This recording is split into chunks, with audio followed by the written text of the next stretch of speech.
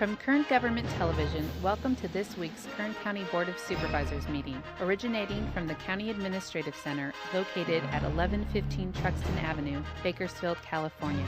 Kern County's vision is to create and maintain a customer-centered county government designed to garner the confidence, support, and trust of the people we serve. Today's Kern County Board of Supervisors meeting will convene momentarily.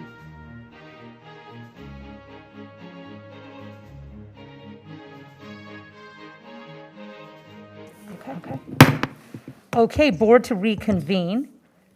Madam Clerk, good morning to you. Would you please call the roll? Supervisor Gleason. Here. Supervisor Scrivener. Here. Supervisor Maggard. Here. Supervisor Couch. Here. Supervisor Perez. Here, and thank you. Good morning. Welcome to the Tuesday, August 25th, 2020 budget hearings of the Board of Supervisors. We will begin today's meeting with the flag salute led by Supervisor Mick Gleason. Following the flag salute, please remain standing for a moment of prayer, silence, or meditation, whichever you prefer. Please join me in salute. I pledge allegiance to the flag of the United States of America and to the republic for which it stands, one nation, under God, indivisible, with liberty and justice for all.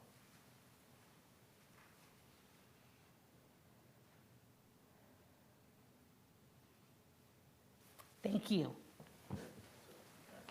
I would like to call Mr. Nick Cullen, Director of Animal Services, to come out with our pet of the week, Milo, who is so energetic and just adorable. Nick, who do you have with you today? Tell us all about A him. ball of energy is what I have. Oh, yeah. I love that puppy energy. This is Milo. Milo's about a 5-month-old Beagle mix. We think he's a Beagle mix. Came to us just the day before yesterday. He was actually abandoned in a county park, tied to a tree. But he's a puppy. So anybody that's interested in adopting Milo, keep your shoes away from him and anything else of value. I have enough. I can't take another one. Look at the Milo. Hi, Milo. You are so. But we're actually seeking foster for Milo. The difference between foster and adopt is adoption is permanent. Foster is temporary but can be permanent. So we're seeking for a foster parent, possible adoption for Milo, and he's a puppy. Don't forget he's a puppy. Why are you seeking the foster? We have a legal minimum hold before we can place an animal up for adoption, so sometimes when pets come in that just need foster care to get out of the shelter as soon as possible, we try to find a foster parent for them. When you said foster, he started crying. So I think we got to speed up that timeline. He's got sharp teeth, too. Oh, you precious little baby. Oh, yes. Thank you, Nick. Thank you. Good luck, Milo. Ow. I couldn't get the mic to work, Kathy. Thank you, Nick, for all you do. County of Kern has consistently provided notice that as a result of the federal declared state and local emergencies due to COVID-19 pandemic, and in light of the governor's order, this Board of Supervisors meeting is not physically open to the public. Testimony and general public comment can be given through email or telephone to the clerk of the board prior to today's meeting, and live comments through teleconference can be heard during the meeting. All items listed with a capital C, capital A, or capital C are considered to be routine and non-controversial by county staff because they are funded 100% federal, state, and/or other sources, or the department has indicated that they concur with the county administrative office recommended budget as printed and have no comment. The capital C, capital A represents the consent agenda for the Board of Supervisors. These consent items will be considered last and may be approved by one motion if a member of the audience wishes to comment or ask questions regarding an item or items on the consent agenda. They may do so prior to a vote being taken on the consent agenda. A member of the board may remove any item from consent, and it will be considered in listed sequence with an opportunity for any member of the public to address the board concerning the item before action is taken.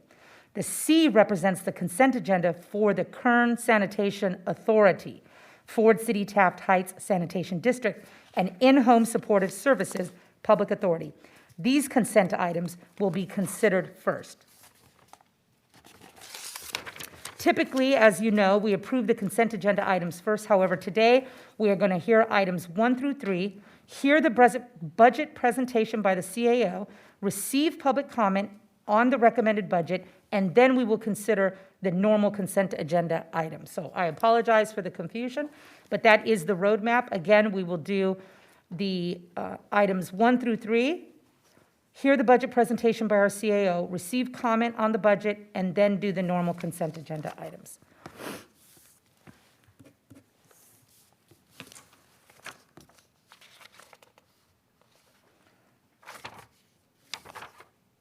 On our C calendar, We're going to start with item number 1, public presentations. okay, excuse me. Item number 1, public presentations. What do we got, Kathy? Madam Chair, members of the board, I have I have 2 short emails to read under public presentations. The first one is from the Garcia family. Our family would like to thank the leadership of Kern County, in Perrin, Ryan Alsop and Margot Raison, for their swift action on the address/grant deed issue. Our family would also like to express our support for the county's suspension of access to these records. In light of the city's comments in the Bakersfield, California, and our family strongly urges that the suspension become permanent. Second comment from Rosa H. I just want to thank the board for suspending Bakersfield's access to our personal information. Now, we also have 3 speakers who would like to make comment under public presentations. The first speaker is Reedy Patel. Ms. Patel, if you would unmute your phone by pressing *6, you have 2 minutes to address the board.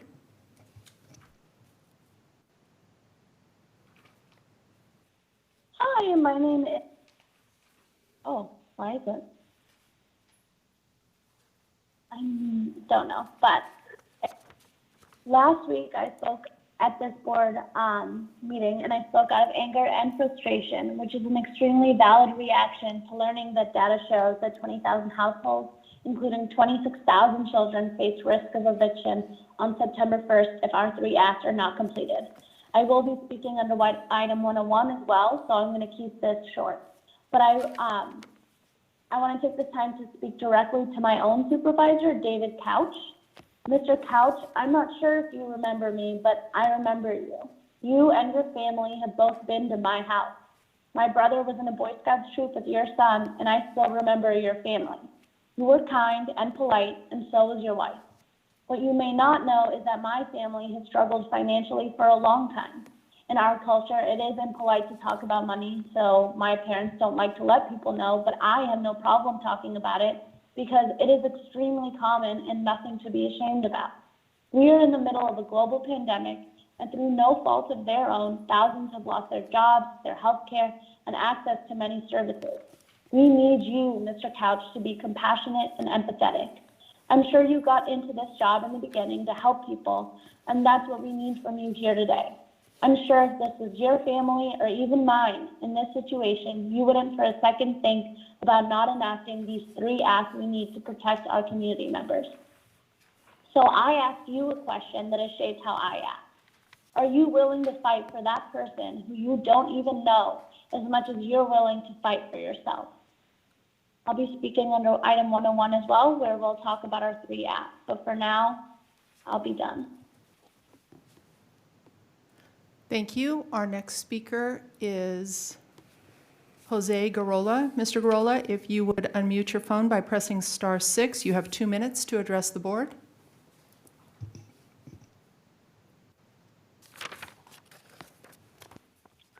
Members of the Board of Supervisors staff, generally I'm here to speaking about the negative impacts that this pandemic has had on members of the community.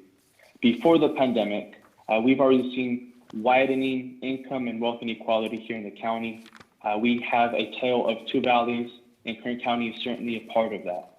We have massive industries here in the city, or here in the county, that provide and extract billions from this region, while too many struggle to feed and fuel their families.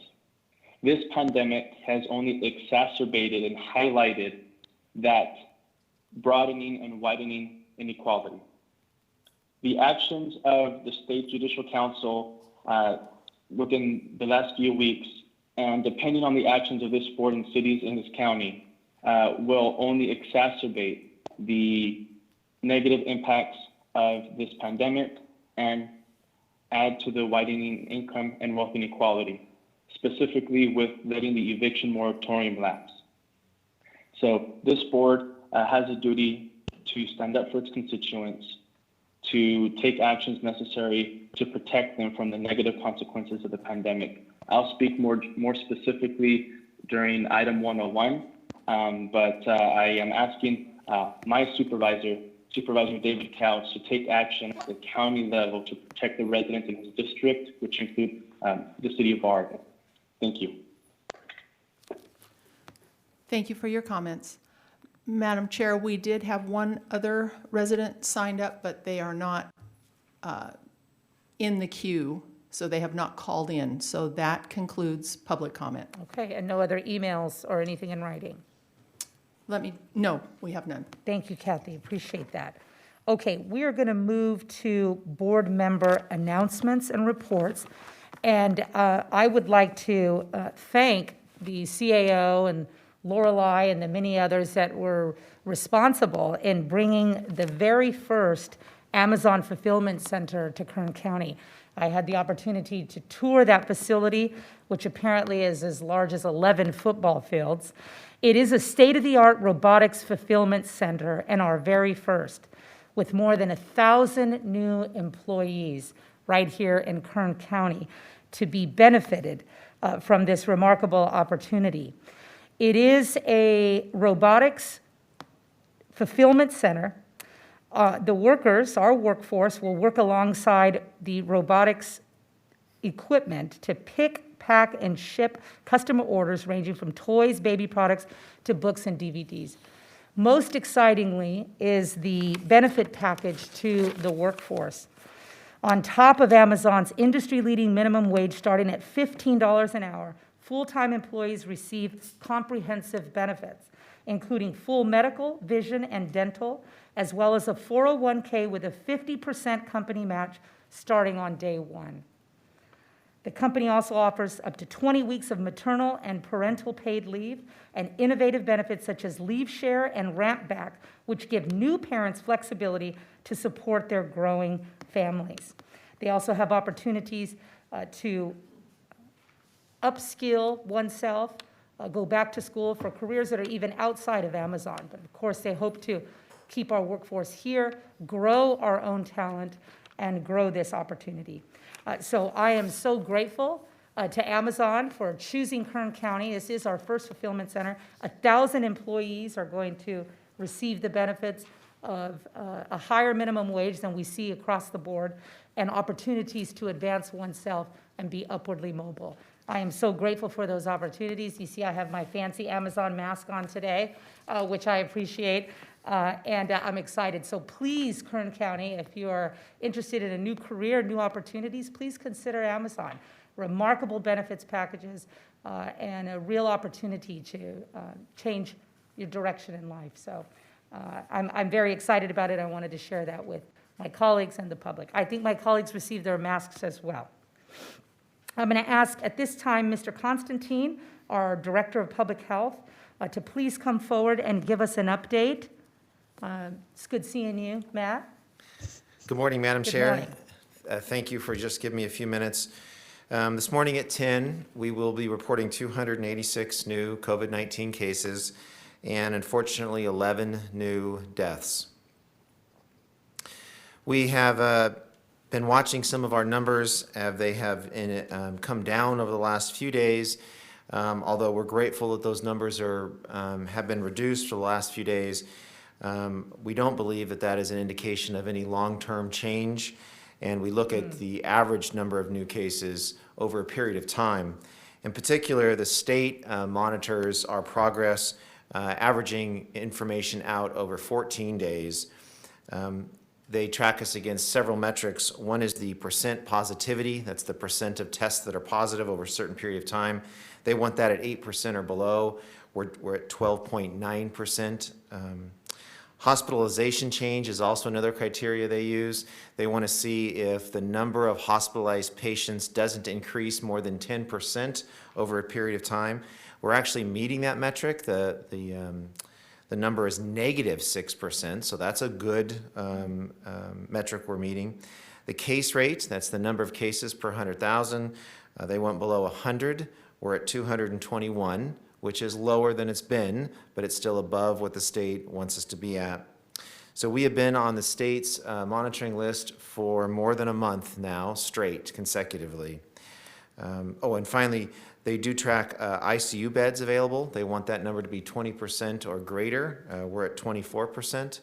And the percent of ventilators available is at 64%. So we're meeting those metrics. But it's good to keep in mind that even though some of the numbers may be coming down over the last few days, we're still concerned that there is still a lot of work to be done, and this is not necessarily an indication that that we should let go or take our foot off all of our efforts to get this done. The federal surge testing site that Congressman McCarthy was able to negotiate for us was here for 2 rotations. We were grateful that they were able to extend. They have completed and departed last Friday. They've conducted more than 7,800 tests, which was terrific. They have created a mobile component now of that federal surge testing site, which was kind of unique. So for the last week that the contractor was here, we've been out testing employers, focusing some of our attention on essential employers.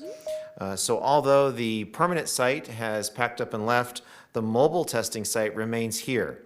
That is at no cost to the county. The federal government allocated 60,000 tests for us. We've only used, as I said, 7,800. So they've allowed us to use that remaining inventory to go out in the field and try to target employers in the county, especially essential workers. So we are actively working on identifying those locations, and we'll be out and about trying to test more people. We mentioned last week that the county is always trying to share as much data as possible with the community on our dashboard. As we mentioned before, County Council and Margot have been instrumental in us trying to hire a consultant. Last night, that agreement was signed, so we're hopeful that now that we have some more numbers and looking at sharing data over intervals of time, that we may have some ability to share some information about those that have passed away from COVID-19 in the community. So we're pushing for that and more to come. And then finally, we've been working hard with the Kern County Hispanic Chamber of Commerce with Jay Tamsey and his group. He has been instrumental in helping to establish a Latino COVID-19 task force. Supervisor Perez is a member of that task force that has been formed, and we are looking at ways to help address how Latinos are disproportionately affected by COVID-19 and how we can address that, from more outreach and more testing to more leadership and education. They've come together with quite a list of topics they want us to come into an agreement with. So we're supportive of that, and we're very grateful that Jay and his colleagues have pulled together and are wanting to help lead us in this endeavor. So that there'll be more to come on that effort. Madam Chair, that concludes my prepared comments. I'm happy to answer any questions. Thank you so much, Matt. I think that's exciting that you can do the mobile Yes, and ma'am. go to employer sites. I think that's remarkable. How can an employer get signed up for that, or do they just call your department and say they're interested? Yep, so Megan Pearson with the CAO's office or Michelle Corson with Public Health are spearheading that. We would love to make a good use of our time, so we're trying to go to places that have a large number of employees that are perhaps unable to hit one of the testing sites because their jobs are so important. We've focused on some large agricultural companies so far, but we're looking for places to go. So absolutely, we would love to hear from the community. Very good. Well, that's cutting edge, Matt. I appreciate that. Supervisor Couch, as you know, launched the first in the country mobile testing unit for farm workers. And I heard Supervisor Mick and Supervisor Couch talking a moment ago, and Mick said, hey, good work there, Supervisor Couch. And he said, you know, it makes good business sense, right? Yes. It just makes sense to get Yes.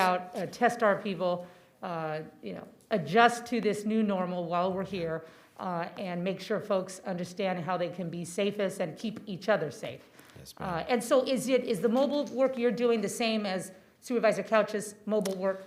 So it's two separate endeavors. Supervisor Couch and the California Farm Workers Foundation are really trying to address farm workers and being out in some of those more rural areas where it is transportation becomes an issue, and it's hard just to stop in the middle of the day and go to a testing site. The one that the federal government has allocated to us is more towards employers, large employers, where they can park there for a day or two or three and try to allow people to come in and out quickly. So it's the same general concept. I think they each have their own kind of lane, and we kind of coordinate a little bit to make sure that we're working together. But this is somewhat new for us too. They were here for a week and they said, okay, well, the rest of us left, but we're willing to stay. And it's staffed by the National Guard. They're committed. We went to Mercado Latino, we went to Pine Mountain Club and Frazier Park.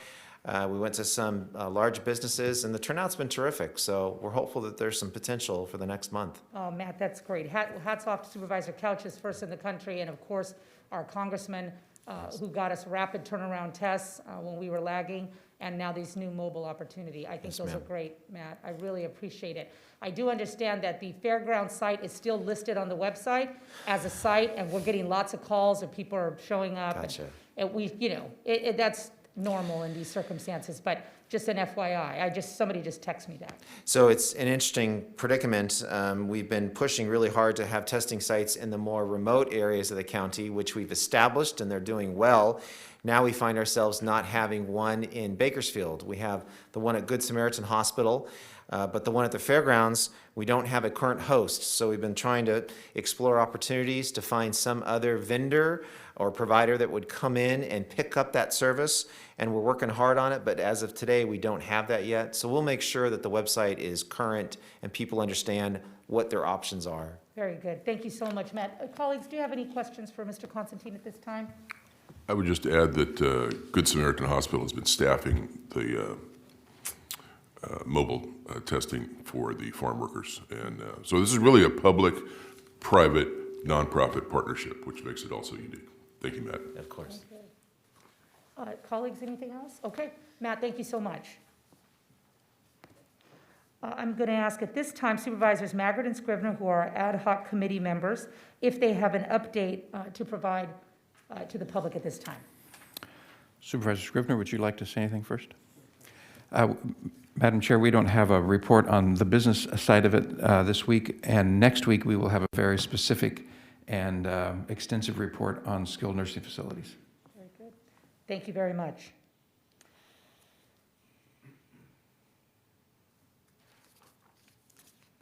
Moving along, item number 3, the opening remarks on fiscal year 2020-2021 recommended budget. We will now open the budget hearings. Mr. Alsup, the floor is yours. Good morning, Madam Chairwoman, members of the board. It is undeniable that COVID-19 has and will continue to have a profound effect on our county. In addition to the medical, mental, and emotional toll it has taken on our residents, it will continue to cause long-term and dramatic implications on the county's budget.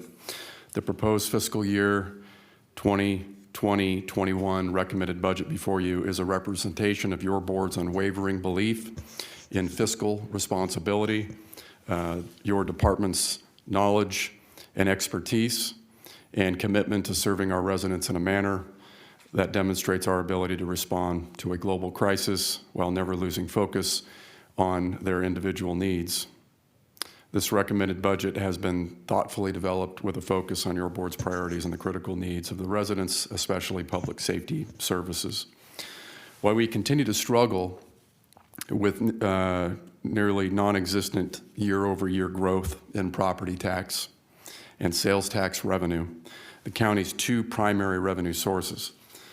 The cost associated with providing essential services continues to increase, primarily driven by the cost of labor. This foundational fiscal challenge is compounded this year by the extraordinary economic impacts of COVID-19 and the prolonged contraction in oil production and related services, which results in revenue losses to the county. Both the COVID-19 pandemic and the downturn in the oil economy locally will prevent and continue to prevent significant fiscal issues for the county going forward, depending on their duration. Just this morning, there was an announcement on local media. We received a warn letter from the California Resources Corporation, who's laying off 55 people in our community, most of whom are all professional positions, highly skilled, that come with degrees in certain certifications, special certifications. And so that was an unfortunate bit of news.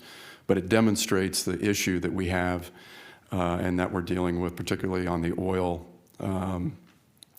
economy here locally. Our recommended budget for this fiscal year is just over $3 billion. The general fund resources total a little over $883 million. All other funds total a little over $2.2 billion, including $145,817,679 for the fire fund. Using a conservative estimate of future revenues, this budget ensures Kern County will be well positioned to manage and recover from the financial and economic impacts of the pandemic. Despite unprecedented revenue shortfalls, the recommended budget provides funding for our mandated and essential services, funding to meet debt service obligations, maintain a minimum level of infrastructure, and adhere to the board's financial management policies. As your board maintained throughout the previous fiscal crisis and deficit mitigation plan, this budget places an absolute priority on critical public safety budgets, including a focus on recruitment and retention related issues. It maintains the Sheriff's Office operations with no reductions in discretionary funding, fully funds another Sheriff's Training Academy, critical staffing, and equipment needs. Additionally, this budget recognizes the community's need for spay and neuter programs and library services and secures the operations of our libraries, avoiding permanent closures. The recommended budget before you today is balanced through the responsible reduction of costs and cautious use of one-time fund balances and reserves. As mentioned earlier, this budget demonstrates your board's commitment to our public safety departments, primarily the fire department, with a permanent transfer of property tax-based revenue from the general fund to the fire fund. This change will bring some needed fiscal stability to the fire department that is yet to be achieved through other cost management measures. The fire department continues to have a $60 million backlog of equipment needs. However, the recommended budget includes $10 million of funding and additional funding for new fire-related equipment purchases through a $5 million transfer to the fire fund and a lease financing of an additional $5 million for that equipment. This action ensures the safety of our first responders and protects the lives and land of our community. Fire Chief and I, as has been mentioned before, have developed a short-term plan to eliminate any service level impacts. This will require the use of one-time available resources, which may be unsustainable in future years. Any future property tax revenue reductions or pension cost increases would cause severe instability in the fire fund that may be difficult to mitigate, as savings are being eliminated and without additional revenue sources being identified. While we have avoided any immediate service level impacts, it is likely we will have to address this issue again in future budgets, given the concerning economic forecasts for fiscal year 2021-22, continued shortfalls in revenues collected for fire services provided to contract cities, and the need to sustain service levels in other general fund dependent county departments, and there are many.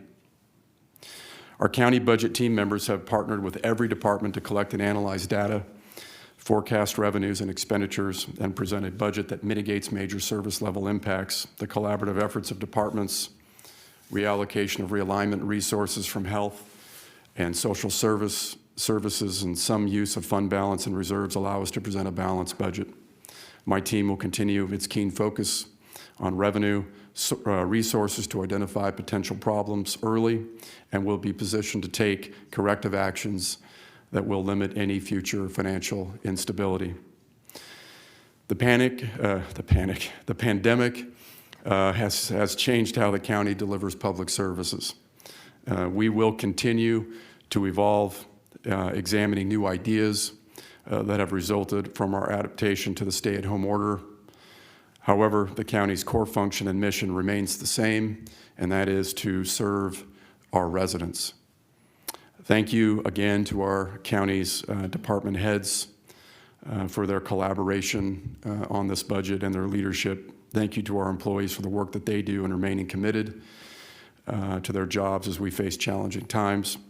Thank you again to our CFO, Ms. Martinez, and her entire budget team for their hard work bringing this budget recommendation forward to you today.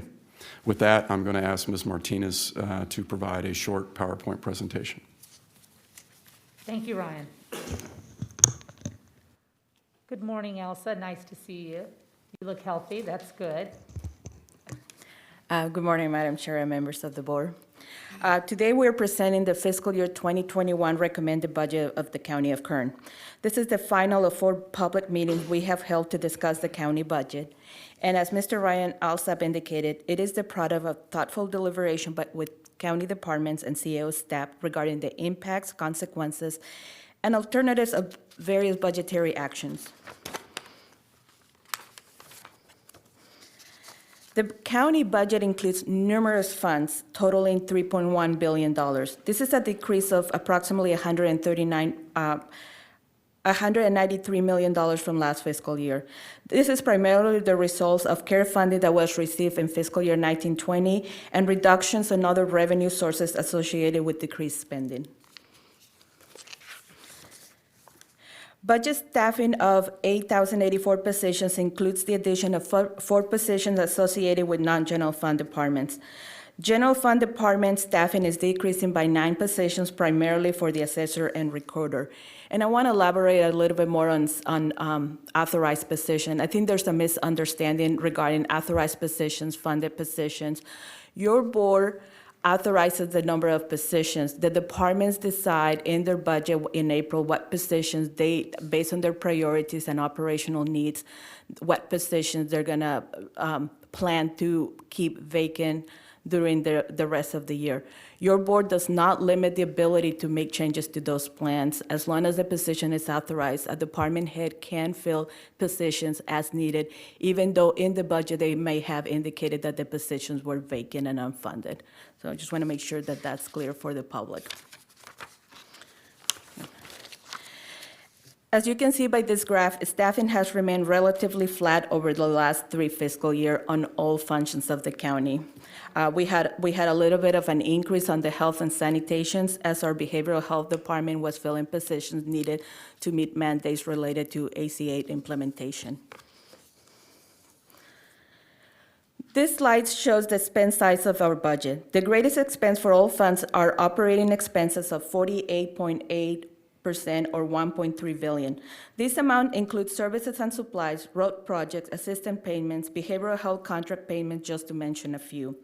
The second largest spending category is for staffing expenses at 31.3% or $970 million.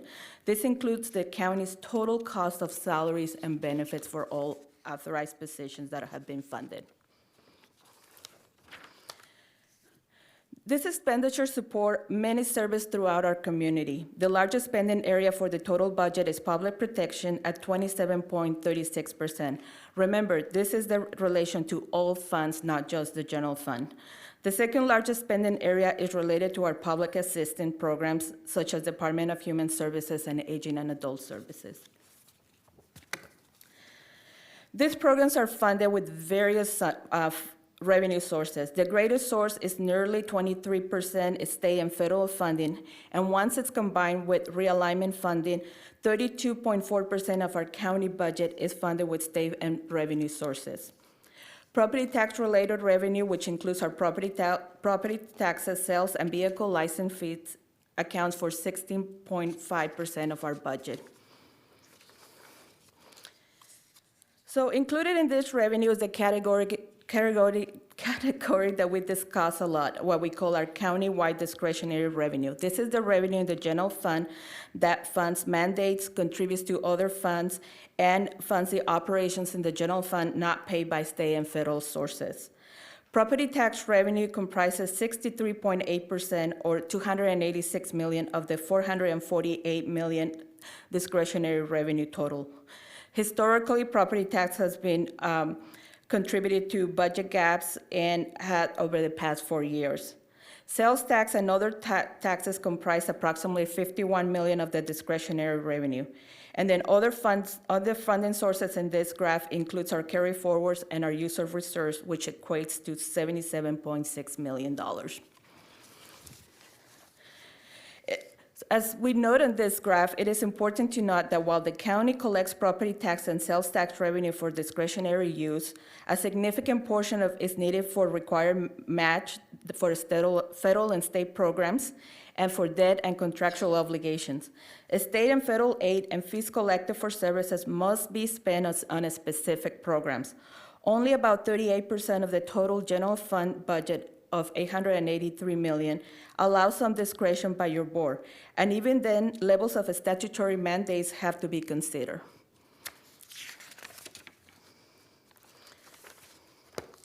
In our general fund, budget allocations includes the use of the discretionary resources, and with our public protection department receives the largest allocation of net county costs at $235 million or 53% of our total. Within that group, our sheriff's office received the largest share of $133 million of 30% of the total countywide discretionary revenue.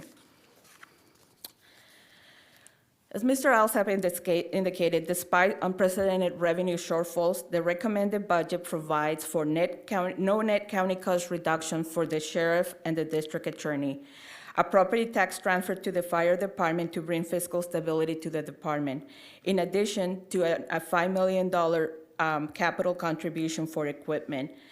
We also need to know that the fire department has been able to have a carry forward, which literally is probably the largest that I've seen in the last few years, that the fire chief is going to be able to utilize as he deems necessary, which may include funding some of the vacant positions.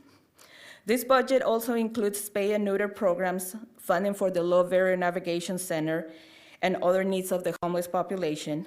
It avoids permanent closure of libraries and maintains a minimum level of infrastructure and sets aside some funds to replacement of aging facilities. As we will continue to look to the future and what lies ahead for our county budget, it is imperative that the structural deficit at the fire fund be resolved. We will continue to assess the impacts of the actuarial changes proposed by the retirement board that will be affected in fiscal year 2021. We also need to identify the financial impacts of the minimum wage increases to our workforce, and we need to assess the adoption, foster care, and general assistance direct aid increases impacting the general fund. And finally, we need to look at our aging infrastructure.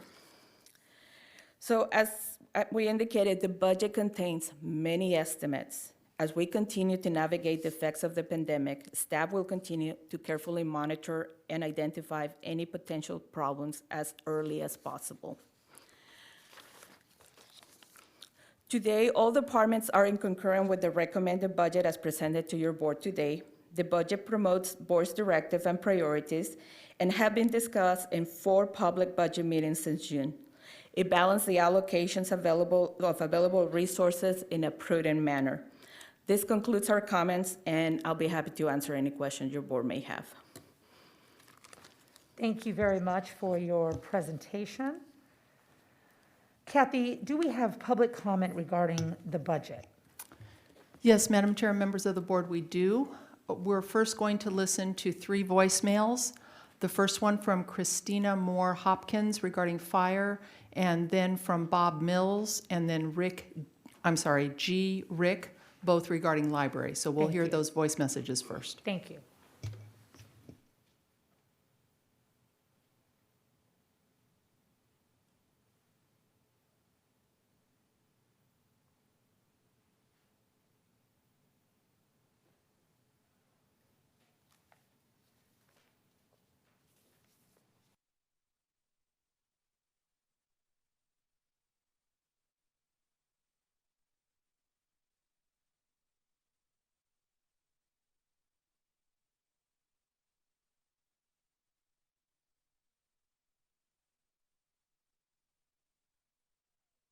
My name is Bob Mills, B-O-B.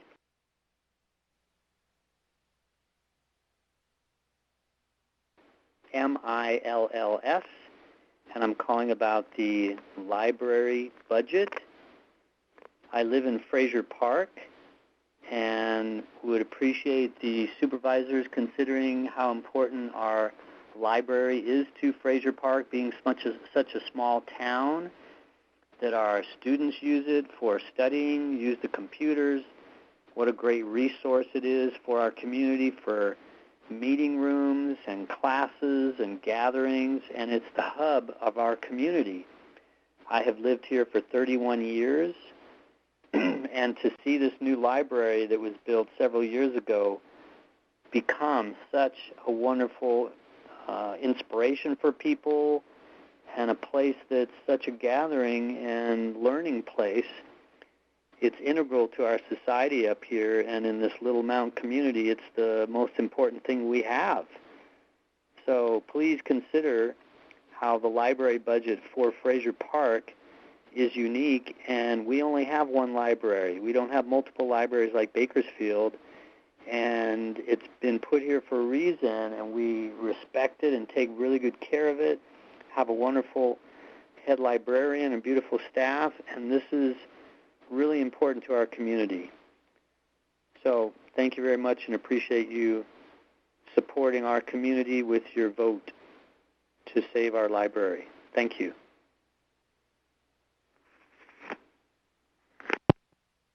Hello, my name is Christina Moore Hopkins. I'm calling about the matter concerning maybe closing the Old River Fire Department station.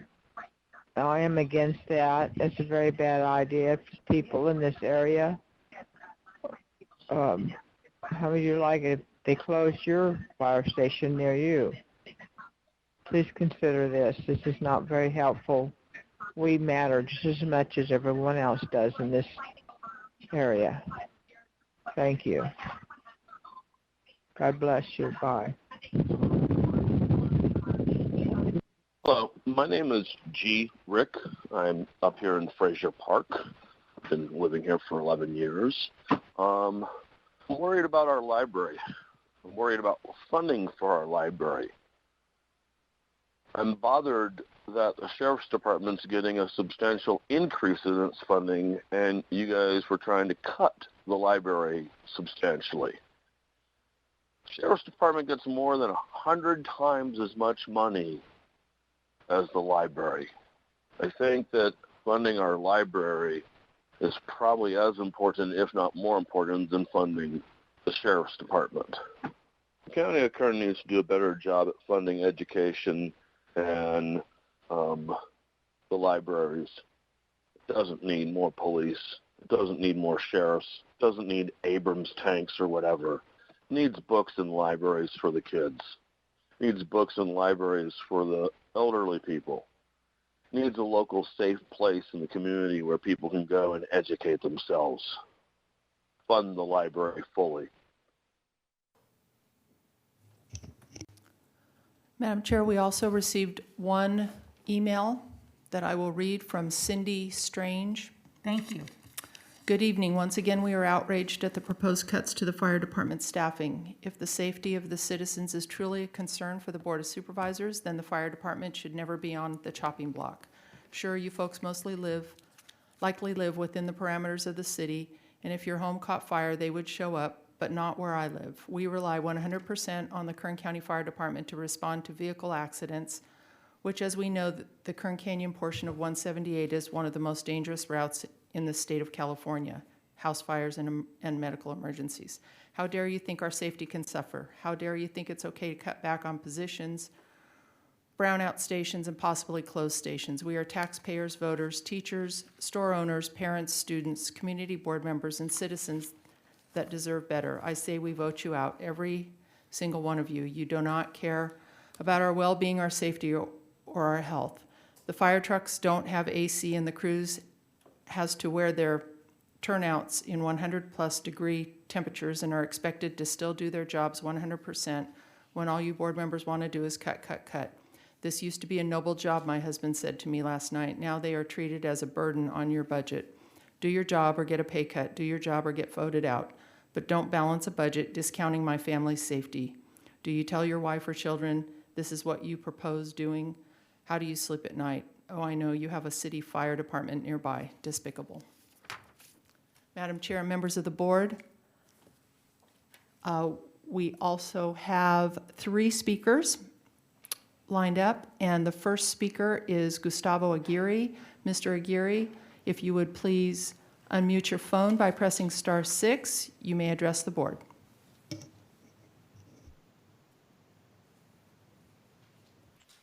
Good morning, board members. I just want to first acknowledge the efforts of Supervisor Couch improving the community, especially seeing progress in community of Lamont, the roads. It's not perfect, but it's actually, something that residents are really very happy to see. It's a good sign.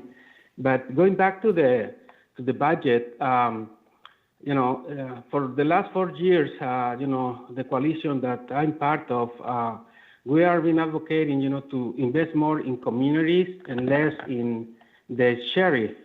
And yet, time and again, we see that sheriff each and every year is getting an increase, and including this year, and asking, all other departments to reduce their budget. In the prior budget hearing, it was mentioned that developers don't come to build in communities where there are no police. Yes, we need police, but we need a community infrastructure. Police will not replace the need of flood protection, for example, Arvin, Lamont, Whippach. Police will not replace the need of sidewalks. Police will not replace the need of sewer system. Police will not replace the need of sidewalks or the public lighting or good parks or fixing the roads in the county. So we're asking you to invest more in community infrastructure and waste less on police. Please consider that, because safety does not come only in the form of police or sheriff. It comes also in form of community investment. Thank you. Thank you, Mr. Aguirre. We also have Jasmine De La Aguila ready to address the board. Jasmine, if you would please unmute your phone by pressing *6, you may address the board.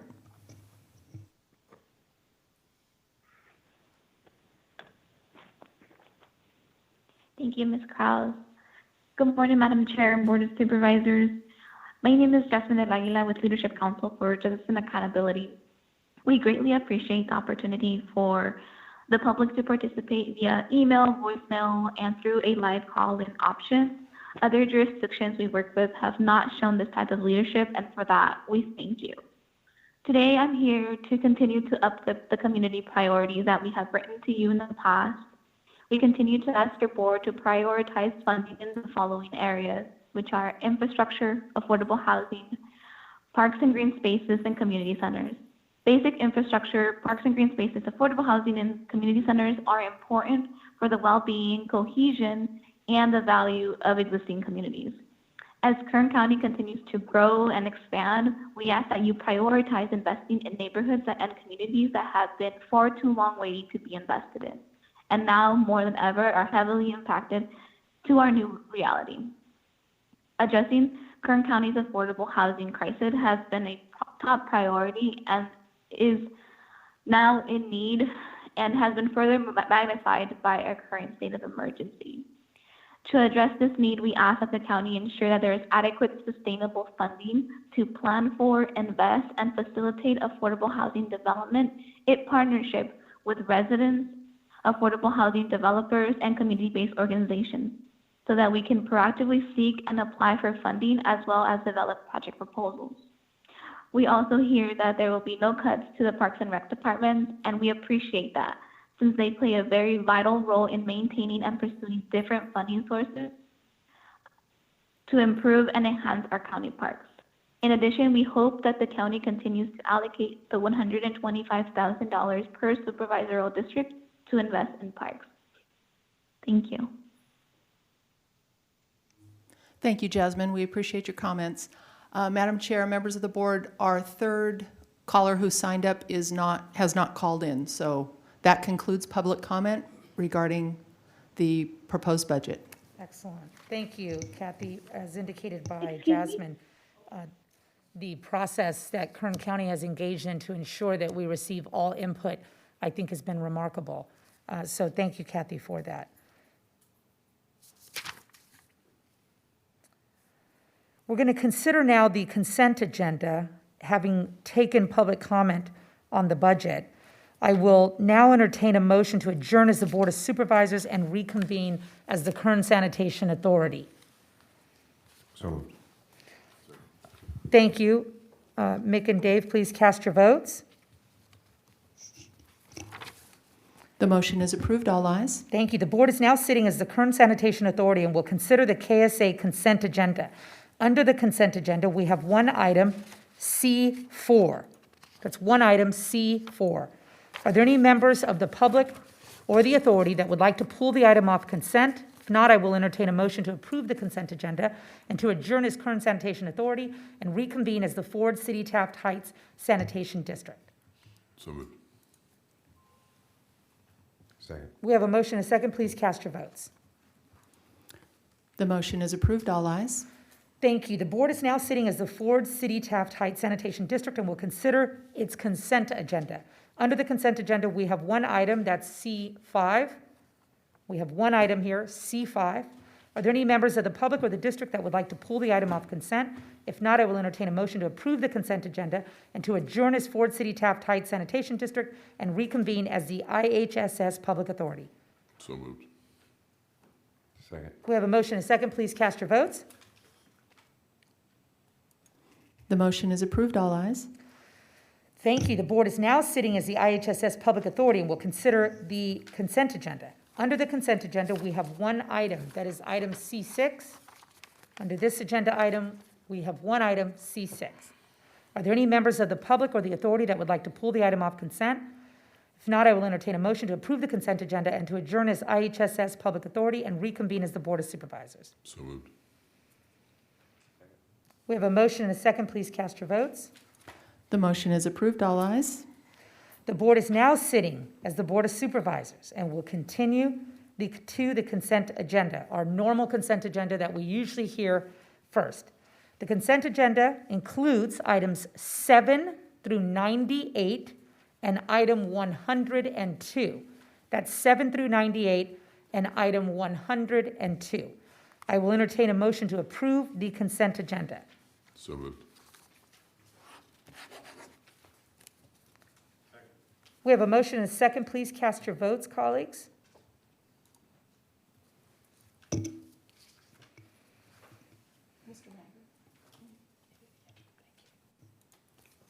Thank you. The motion is approved. All ayes. Thank you. This now brings us to item 99, closing actions and budget adoption. Mr. Alsup, the floor is once again yours. Madam Chairwoman, members of the board, I'm going to ask Ms. Martinez for any final comments. Madam Chair and members of the board, to adopt the budgets for the County of Kern, is recommended that your board close the public hearing and adopt the resolution approving the fiscal year 2021 budget for the County of Kern. Adopt the resolution approving the fiscal year 2021 employers training resource and community development programs. And finally, adopt the resolution amending the salary ordinance as found on Appendix B, summary of positions, additions and deletions, and refer to the Human Resources Division to amend departmental positions and salary schedules. These recommendations may be approved by your board in one action by motion to move on a staff recommendation.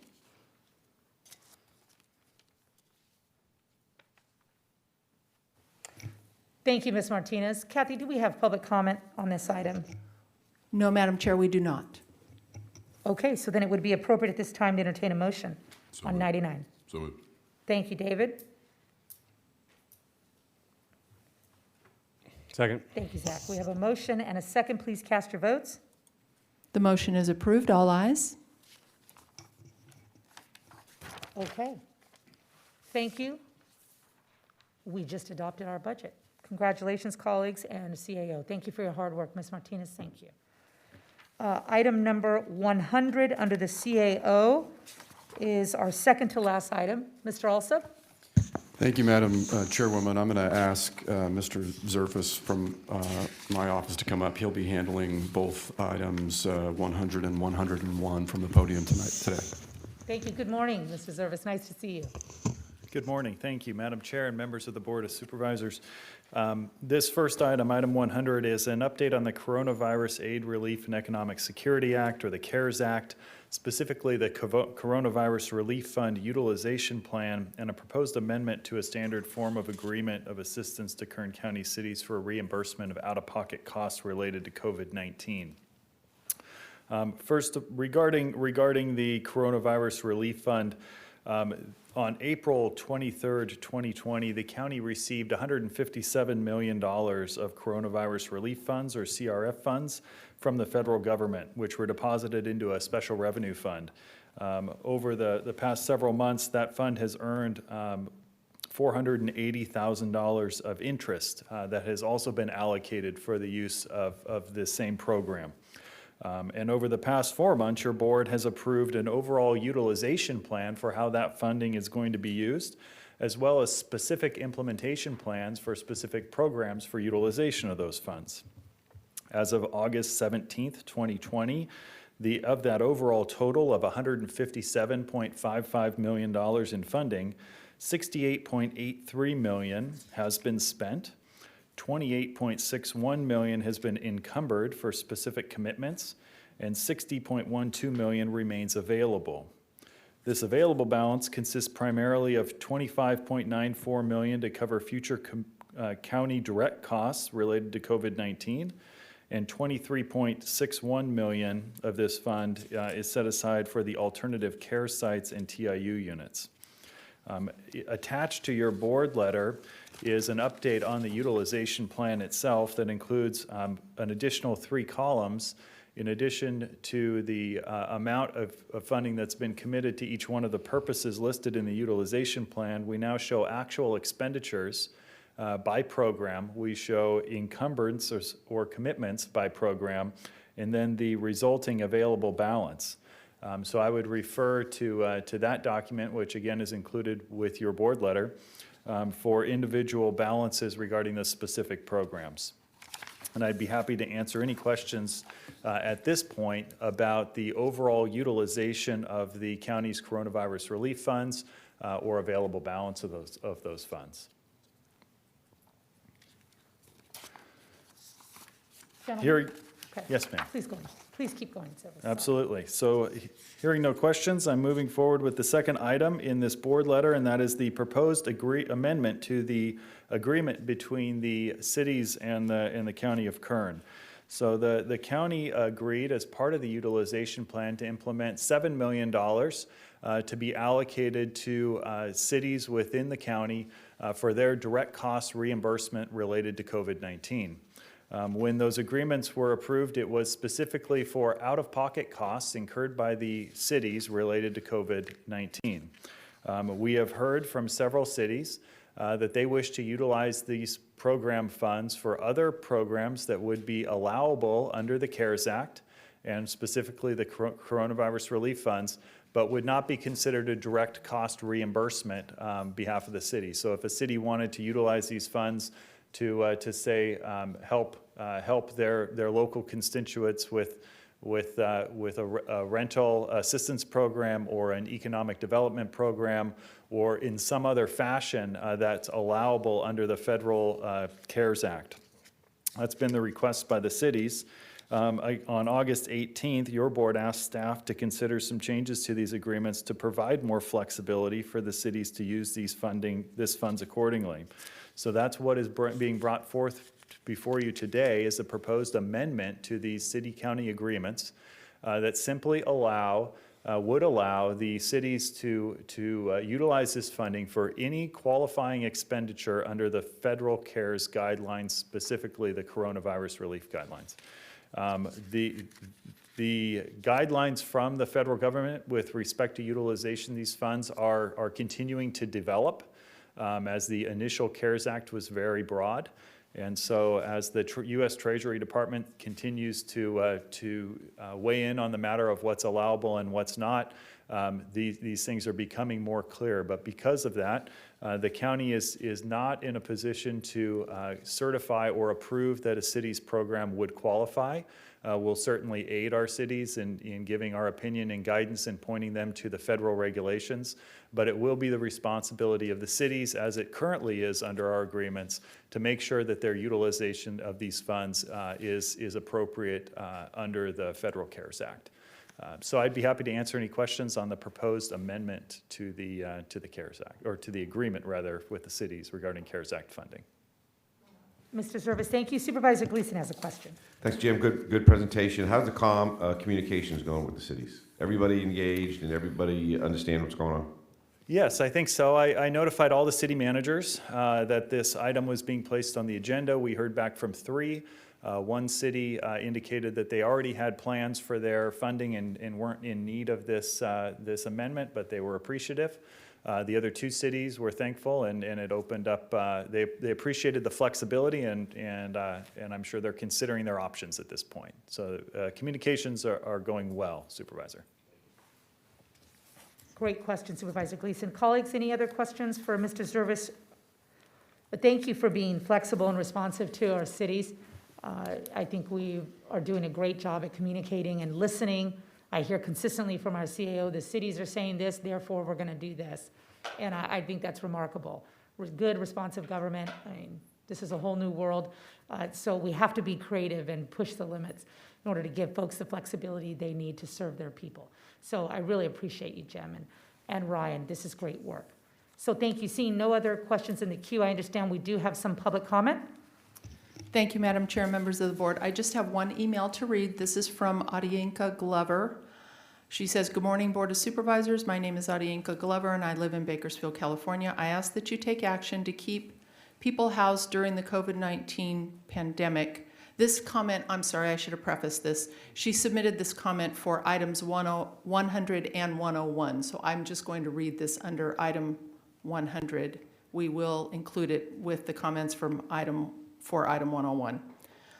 I ask that you take action to keep people housed during the COVID-19 pandemic. First, I request that the county use CARES Act dollars to fund a rent and mortgage assistance program. The program should include funding to pay utilities as well. Many people are struggling to keep up their payments, and the county should position itself to aid people to help them stay in their homes. Second, I request that a right to counsel policy and program be established in Kern County. We are all familiar with the right to counsel as it relates to criminal proceedings. However, that same right to counsel should be extended to unlawful detainers because of the stark inequities that exist between owners of property and renters. Data shows that when a tenant is represented by counsel, they are more likely to fare better in eviction proceedings. They are better equipped to respond timely and preserve and exercise certain defenses. Lastly, it is not too late for the county to adopt an ordinance to protect people from evictions altogether during this time. During this pandemic, it is the utmost importance to slow the spread of the virus. We are supposed to be sheltering in place. However, it is extremely difficult for families that are at risk of being evicted. Please keep people housed. Thank you. I do not have any speakers signed up to provide comments on item 100, so that concludes public comment for this item.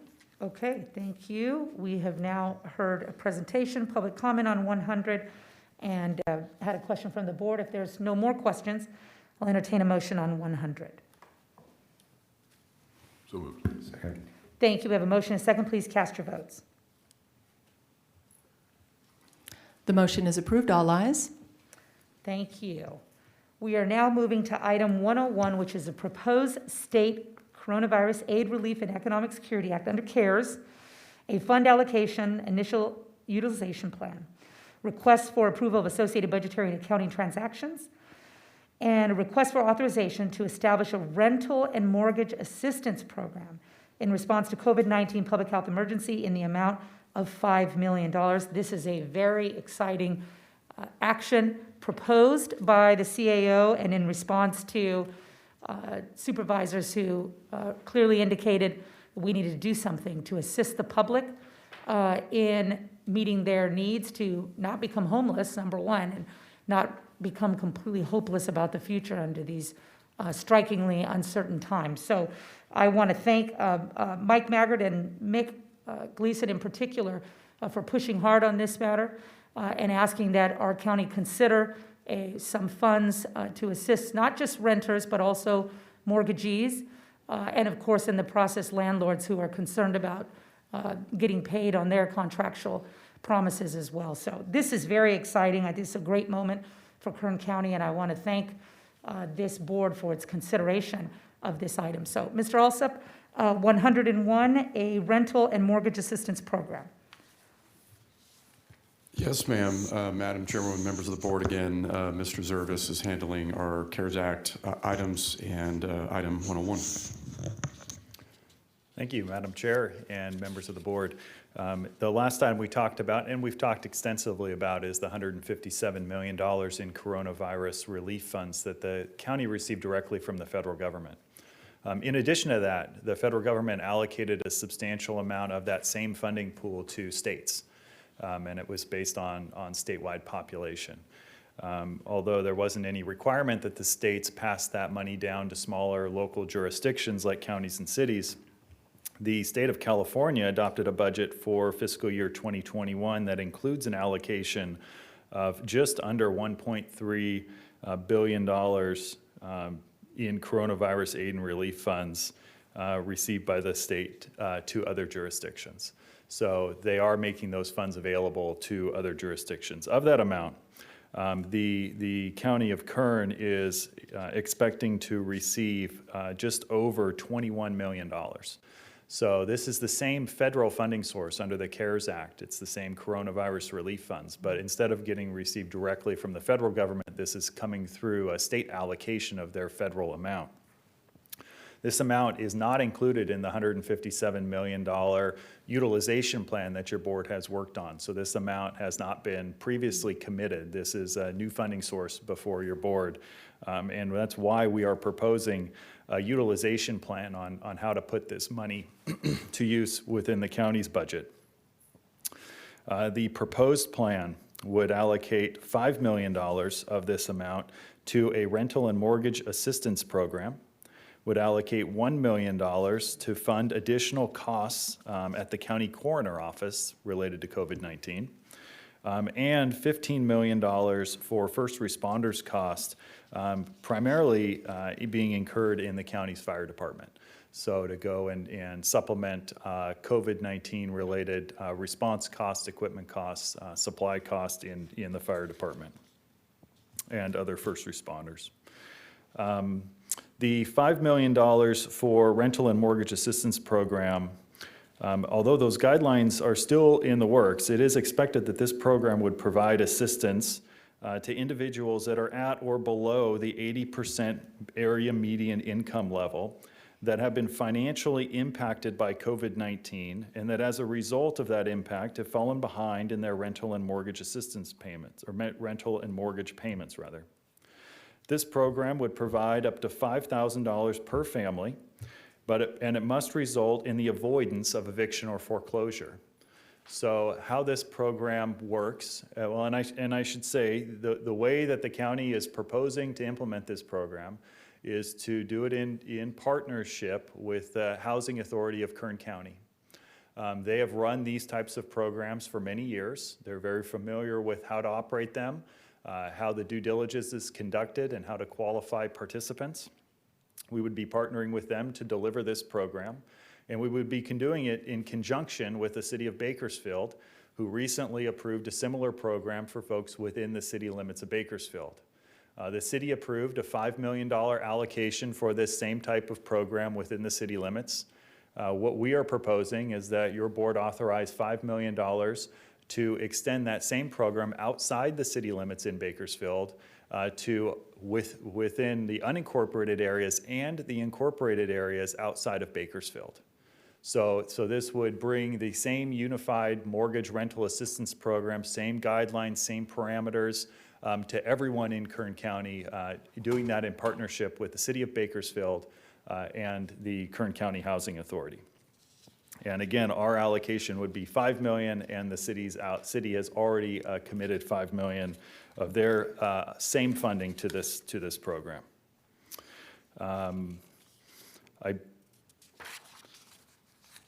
Stephen Peltz, the Executive Director of the Kern County Housing Authority, is on the phone, and he is prepared to answer questions and speak on this matter as well.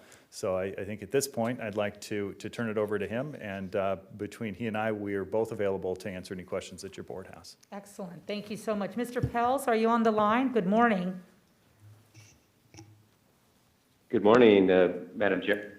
Hi, Madam nice Chairwoman and board members. I want to thank you for considering this allocation of rental assistance funds. It will make a dramatic impact on families in need in Kern County. We're pleased to potentially be able to partner with the county to administer this program. We think we can serve, depending on what the average assistance cost ultimately will be, anywhere from 1,200 to 1,500 households in Kern who've fallen behind in their rent or mortgage payments and have been impacted by COVID, either through the loss of income or are lower income and are unable to find additional income or increase their income to be able to afford their mortgage or rent. We can pay back payments through March of 2020 and then plan to include funding to support them through December based on what they can afford for their mortgage or rental assistance payment. The payments would go directly to the landlord or mortgage company, and as Jim indicated, we would make sure that this action would essentially stop any potential foreclosure or eviction process that the landlord may have started or was considering implementing due to the back payments. We're planning a streamlined process. It would be a one-page application.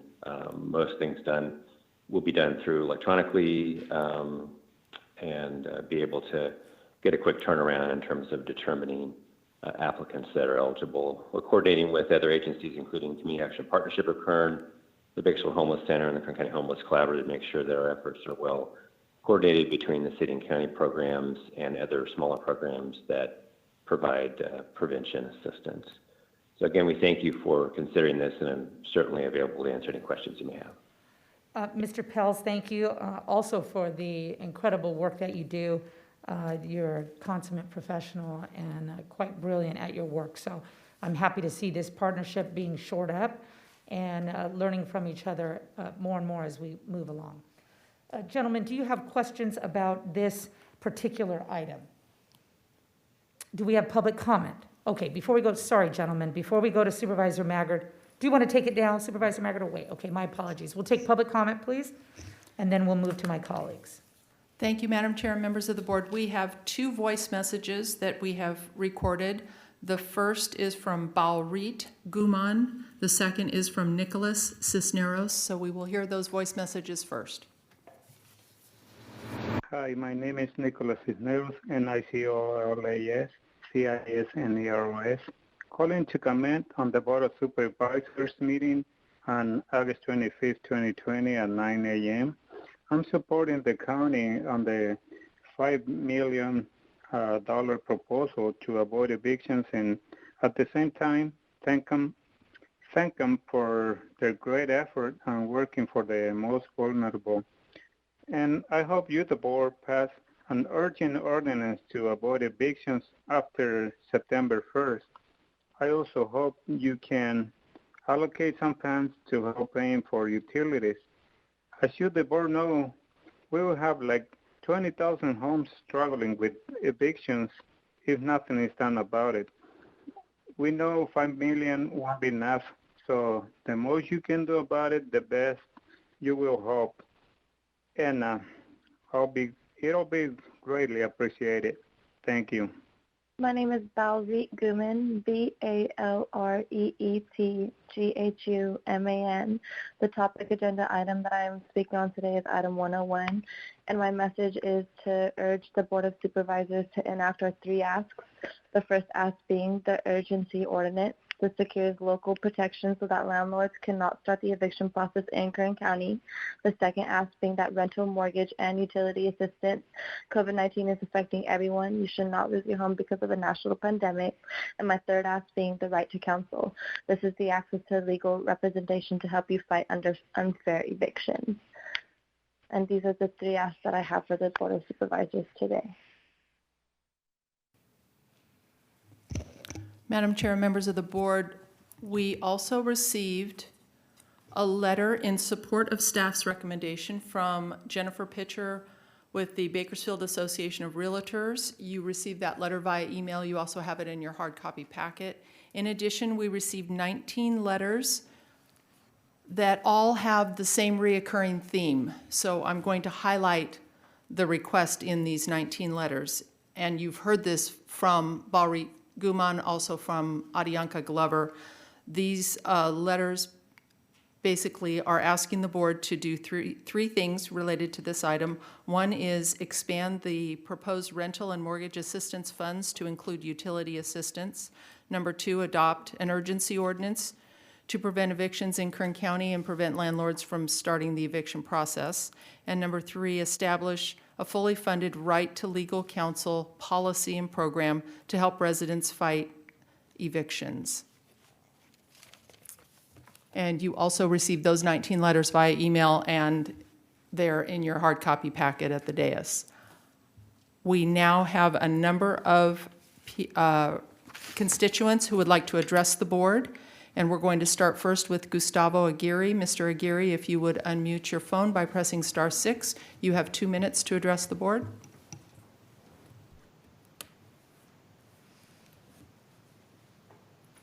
Good morning, board members.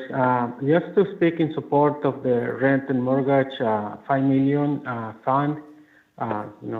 Especially rural communities are in, very difficult times, and although $5 million is not enough, but it can help families in need of housing. So I encourage you to approve this proposed allocation from Mr. Ryan. Thank you.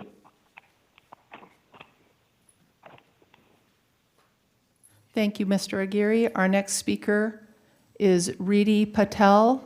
Ms. Patel, if you would unmute your phone by pressing *6, you have 2 minutes to address the board.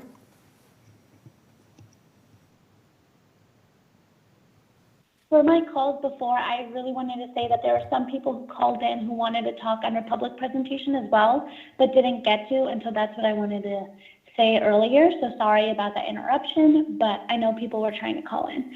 But so I want to start with our three asks. Number one being an urgency ordinance that secures local protections so that landlords can start the eviction process here in Kern.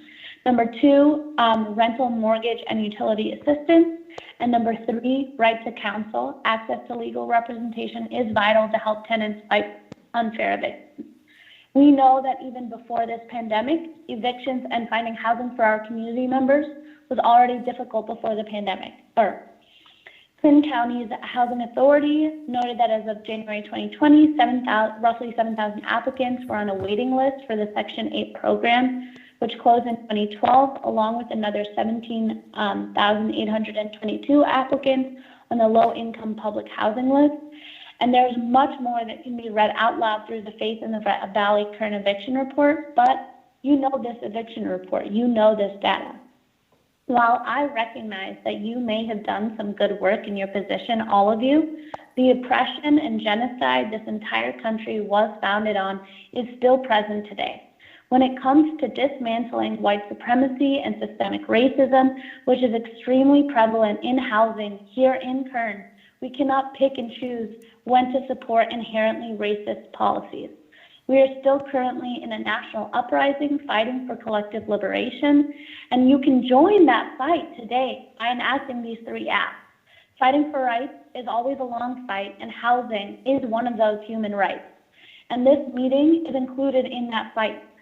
When you go home, I need you to take 2 minutes. Close your eyes and imagine what you could do with your position and how you could help bring Kern County towards providing housing for all of our citizens and begin to start protecting our community members.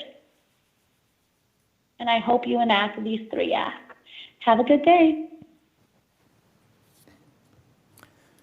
Thank you for your comments. Our next speaker is Balrit Guman. I read your comment. However, I do see that you would also like to speak to the board. If you would unmute your phone by pressing *6, you have 2 minutes.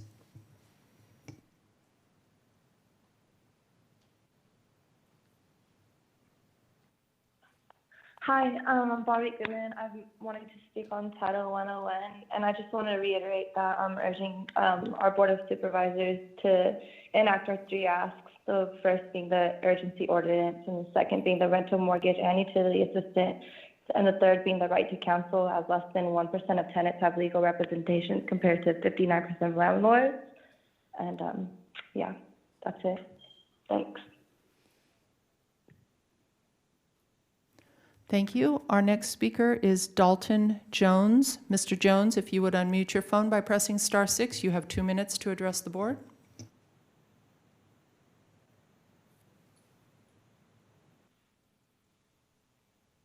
All right. Hello. Thank you so much. First, I just want to thank Chairwoman Leticia Perez for pushing for this to be on this week's agenda. It's been something that we've been working on for a really, really long time. So just thank you for that. And I just want to reiterate the 3 asks that everyone has said prior. So definitely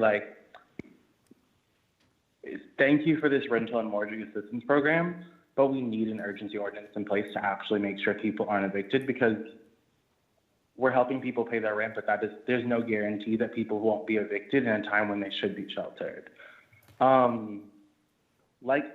Gustavo was saying, we need to add utilities to that.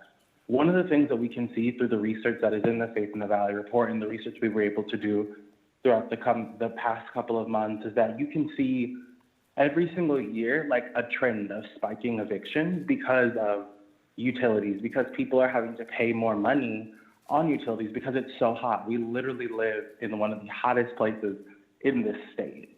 So people are having to figure out, well, am I going to pay this extra $100 for this cooler, or am I going to pay my rent? How do I do both? Right now, people shouldn't have to be thinking about that when we have more people dead than most wars have ever happened because of this virus. They should be staying at home, and they should also have a home that's livable in terms of air conditioning, and also habitability issues because we have a lot of slumlords, and also right to counsel. Like Balrit just said, 1% of people, 1% of folks in eviction court have representation. We saw out of a study of 1,000 people, two of them had any sort of right to counsel legal aid person helping them, when literally almost every single one of the landlords in that situation had somebody protecting them. That's not okay. We need to be better. If you go to other courts, although other courts' right to counsel isn't always great, I'm pretty sure Leticia Perez can attest to that, but they still have the opportunity to be defended. I don't know about you all, but for people who don't know things just in law, it's going to be hard to be able to defend yourself against some of these issues. So I just want to push you all to be able to think about this, think about right to counsel, think about putting an eviction ordinance in place that is in all of your emails for I don't know how many times, but it's in all of your emails. All you have to do is put your name on it and edit it if you would like, and also add utility assistance, because that's going to help so many of the families that you're saying you want to help. And to Riddy's point, and I hope I'm not going over, start thinking about how we can make equitable housing and possibly reparations for neighborhoods in this county that have been historically redlined, predominantly Black neighborhoods who have been historically redlined. And you can see it's been 40 to 50 years since those neighborhoods have been helped. Leticia Perez has been at a lot of Arlena Waller's MLK Community Initiative.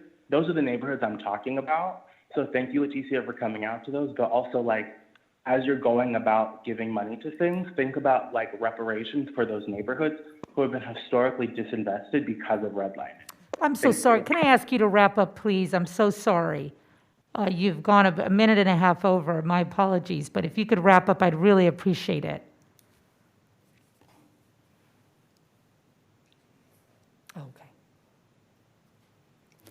Okay, our next speaker is Julie Solis. Ms. Solis, if you would unmute your phone by pressing *6, you have 2 minutes to address the board.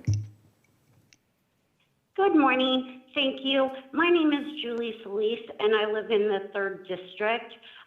We were having a housing crisis in Kern County before COVID-19. That was due to the failed systems and structures. We have many barriers with no safety net. As a consequence, when COVID-19 happened, it was unexpected, and it hit many people that were not expecting it. I keep telling people as I talk to them and they're up for eviction, they're losing things, their bills are expensive. If you have COVID, you're paying co-pays right now. You're in the hospital, that's not free. People are beginning to learn the expenses that my family incurred when we lost it all due to valley fever.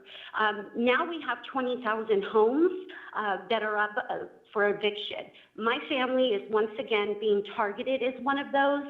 As you know, we live on a limited income because of my husband's illness. My children have not been able to work because they cannot afford to get a job at 18 years old and live somewhere else, because we have told our children that nobody in our house is leaving. We've been in strict quarantine now. And so there's going to be 24,000 plus children that are also in danger of eviction. School started yesterday. How are we expecting these children to prosper? Not only are they having to deal with a whole new situation of learning within this Zoom and long distance learning, but also with this idea of having an eviction above them, not having a home, not having security. Those 20,000 homes need help. Those 24 plus thousand children, they need support. The $5 million out of the $21 million is just not enough. We need more. We need more help. The 3 asks, along with everybody, is that urgency ordinance, the rental and utility assistance, and the right to counsel.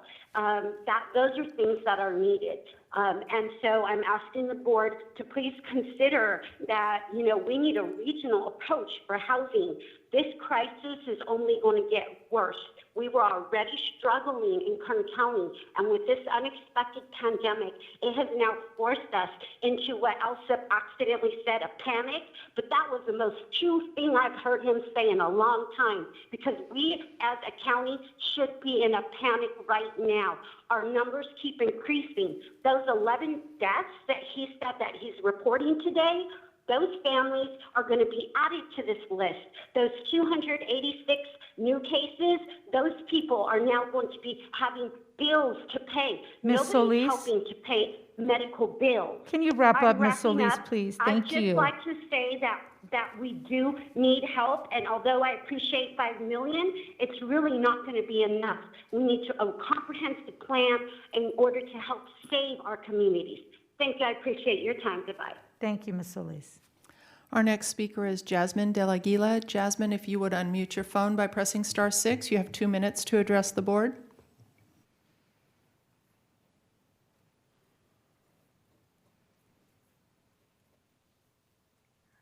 Thank you, Ms. Krause. Good morning, Madam Chair and Board of Supervisors. My name is Jasmine De La Aguila with Leadership Council for Justice and Accountability. First, we would like to thank the board, CAO, and staff for taking these initial steps to protect thousands of tenants and homeowners impacted by COVID-19. As mentioned by a couple of the other speakers, COVID-19 has further magnified the economic, housing, emotional, and the health inequities in the most vulnerable individuals in our communities. And so we appreciate and support the initial $5 million allocation from CARES, funding for rental and mortgage assistance. This is a step in the right direction to ensure that thousands of the most at risk of eviction are being housed during the state of emergency. As we experience an unprecedented global pandemic, in addition to the valley's extreme heat and the current wildfires contaminating our air, it is now more than ever that the county must ensure that residents have a place to quarantine, stay cool, and breathe. We have submitted a letter to you along with our partners at Faith in the Valley with 3 recommendations on how we can continue to work towards protecting those impacted by the COVID-19 and the most impacted in our community. Very briefly, they're similar to what everybody has been saying on the call, right? Which is we asked the board to expand the proposed rental and mortgage assistance funds to include utility assistance. We see that with the extreme heat, that air quality and the stay-at-home orders, utility bills are going high. And so the county can monitor how these rental assistance funds are being utilized, how fast they're being distributed, and they can adjust as needed. You can ask the administrators of these, right, to do like monthly reports for you. Secondly, although the rental and the mortgage assistance, program that is being recommended today is a good first step, it quite honestly won't be enough. And so an urgency ordinance should be placed to protect those at risk. And lastly, if nothing is done at a state and local level, we need to ensure that folks have legal representation and guidance, and therefore we ask for a fully funded right to counsel policy and program. We know your board and our CAO are closely following the state legislation and we are looking forward to hear an update from Mr. Alsop, hopefully soon, on September 1st. Thank you. Thank you. Our next speaker is Adrian Esquivias. Adrian, if you would please unmute your phone by pressing *6. You have 2 minutes to address the board.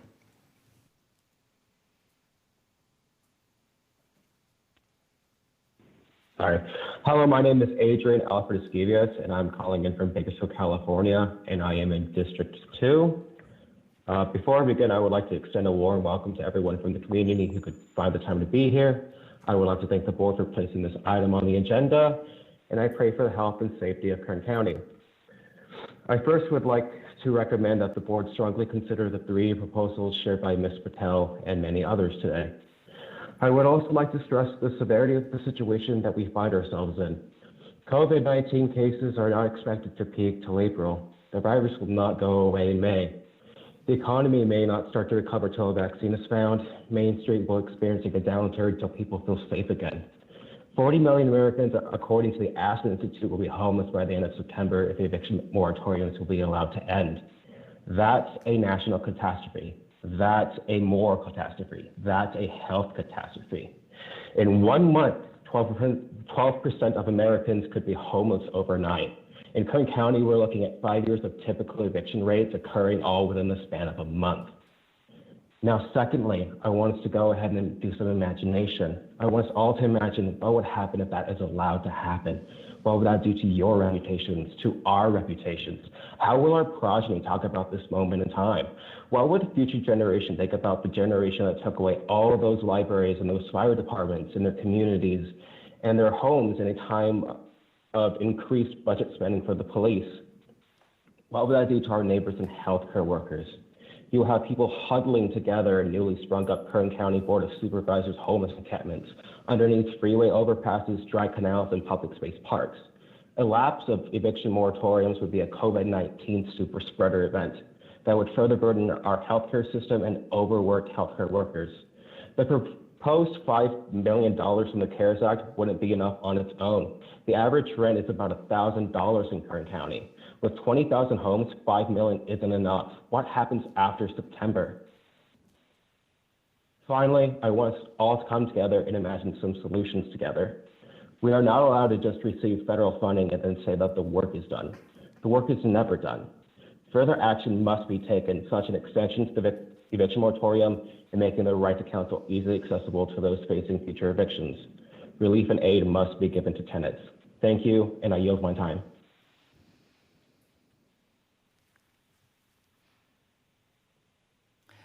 Thank you for your comments. Our next speaker is Jose Garola. Mr. Garola, if you would unmute your phone by pressing *6, you have 2 minutes to address the board.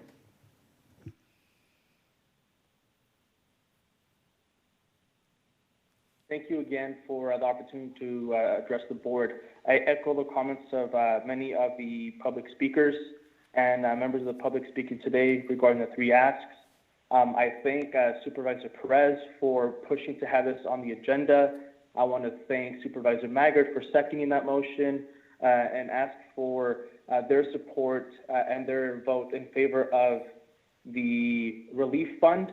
I agree. I do think this also needs to be amended to include utility assistance.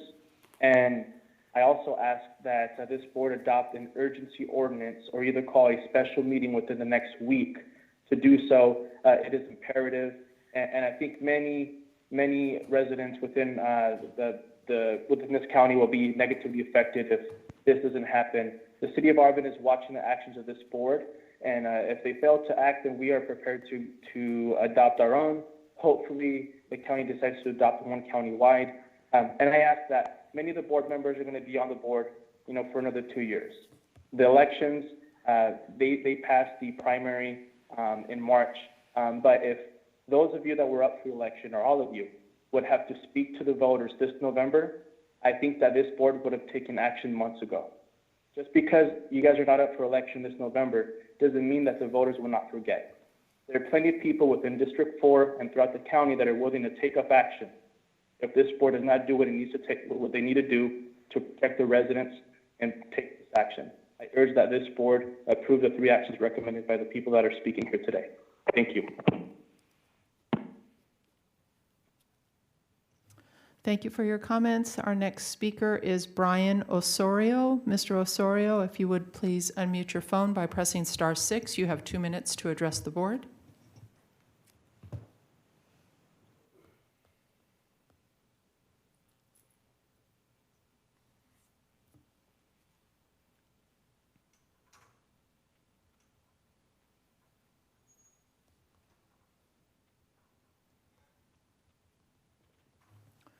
Mr. Osorio, I see that you unmuted your phone, but we are not able to hear you. Oh, sorry, I've been talking. I'm sorry. Can you start your comments Can you hear over? me now? I'm sorry. Yes, we can hear you now. If you'll go ahead and begin your comments.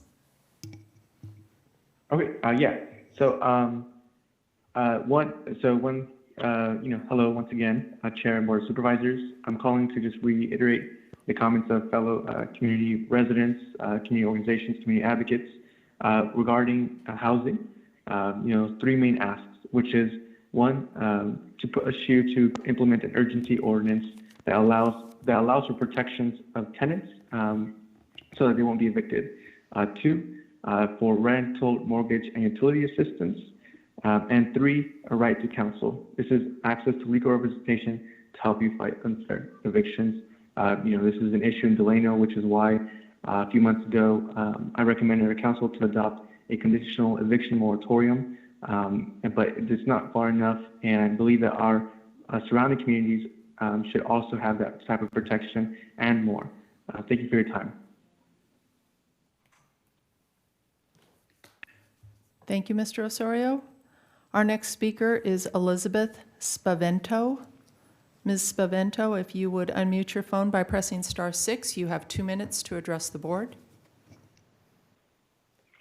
Hi, good morning. Thank you for taking my comments today. I just wanted to echo again the request that everybody else seems to be calling in with. The first one is to secure protections for renters so that landlords cannot evict anybody starting on September 1st. The second one being financial assistance for housing, including rental, mortgage, and utility assistance. It's my belief that nobody should lose their home during this national pandemic for reasons that are pretty obvious, including stopping the spread of the virus, but then also, as my colleagues have said, that we're experiencing low air quality right now. So just the added struggle to breathe when there's already a respiratory virus happening all over the world. And the third would be the right to counsel and to give people access to legal representation to help fight unfair evictions. I appreciate the fact that housing assistance is part of the plan that the committee is putting forward, and I'm grateful for the $5 million that they have allocated. I just also want to reiterate that, if there are 20,000 homes struggling with evictions in our community right now, it really doesn't seem like an adequate amount. And I realize that there are many difficult decisions that you're making right now, especially given the circumstances. I would also like to suggest perhaps allocating some of the $15 million that is scheduled to go to the fire department to reallocate those funds to shore up the sort of housing support that you're offering, and perhaps even considering taking funds from the police department, since they got an extra 10% of funding to help redistribute those funds from the police to other first responders. And as we know, we're all struggling with racism, whether that's redlining, police brutality, climate change. There are real effects that are happening mostly to people of color in our communities. And I think if we're going to think and talk about what it means to be equitable in terms of protecting all of our citizens, we really need to address these problems systematically. So I hope that you uphold the oaths that all of you have taken to protect your constituents, and will consider not only supporting the this platform, but also considering how you can improve it for the future, so that you know, you're protecting the lives of everybody, not just white people. Thanks for your time. Thank you for your comments. We have one additional speaker, Crimson Sky. Ms. Sky, if you would unmute your phone by pressing *6, you have 2 minutes to address the board.